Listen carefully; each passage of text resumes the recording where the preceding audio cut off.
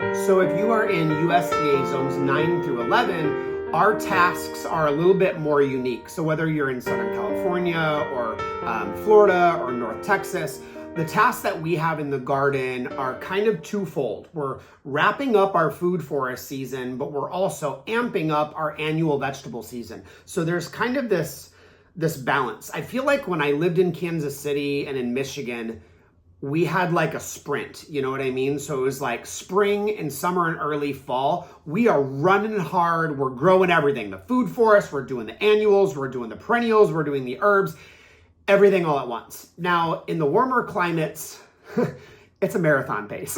You know what I mean? Like, we're not doing everything pretty much all at once. So we've really got to just pace ourselves. So we're slowing down in the food forest. We're ramping up in the vegetable garden. I'm going to take a drink of this tea.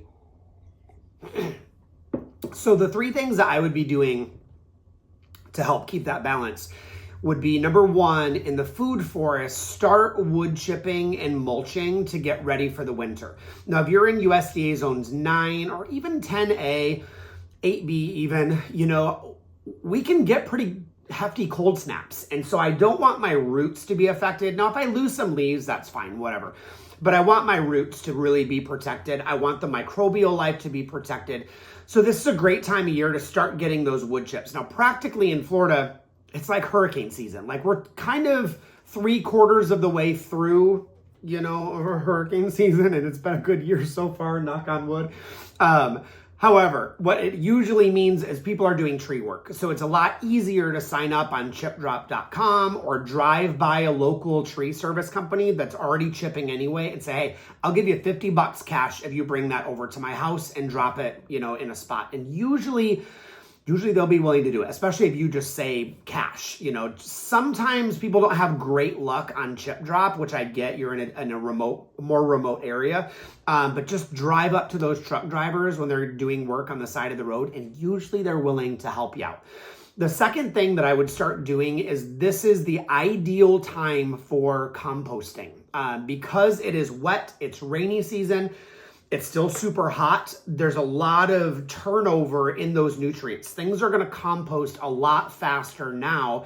Plus, when you're composting, it's a great time to do foliar sprays. So if you're wanting a deep dive in those, there's a PDF in Patreon on composting methods and foliar sprays that gives you a write-up of some of the different things and ways that I compost, but also my recipes for a basic foliar spray and my recipes for I'm a dirt ninja, I want to do everything foliar spray. So there's a PDF there. There's also 2 classes. One of them is on vermicomposting, which is worm composting.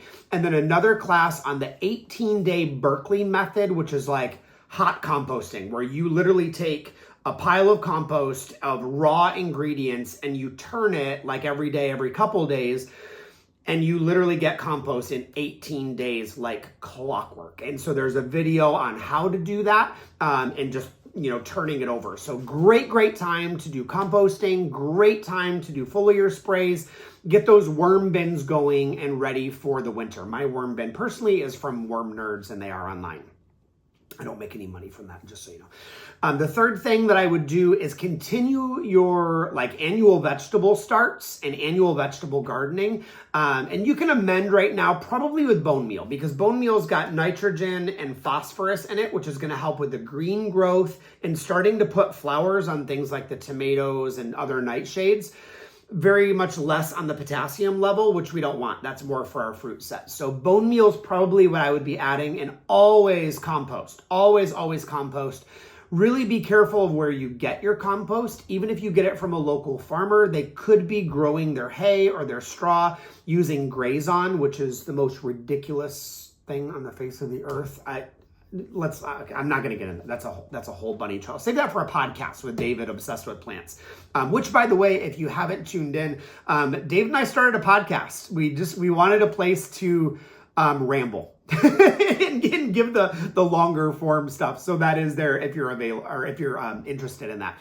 So the third thing again is starting those annual vegetables, getting them in the ground. But this also includes pastures. So if you're doing horses or cattle, sheep or goats, this is the time of year when I'm doing clover, I'm planting alfalfa seed, I'm doing purple top turnips, I'm doing daikon radish, I'm doing, what did I do today? Oh, annual rye grass. So there's a lot of things you can be broadcasting just for fun. I even throw in some sunflower seeds and millet and milo and sorghum. I actually cheat on those. I use the bagged birdseed mix from TSC, and I just throw that in as a filler because then you get some sunflowers, you get some fun millet and sorghum. And honestly, I have so many dang peacocks. I just need something for them to be able to eat. So those are really fun for them. So when you are doing your annual vegetables, also be thinking of pastures and some of those annual crops that are super cold hardy out in the pastures for the winter. So again, zones 9 through 11 are 3 things really fast.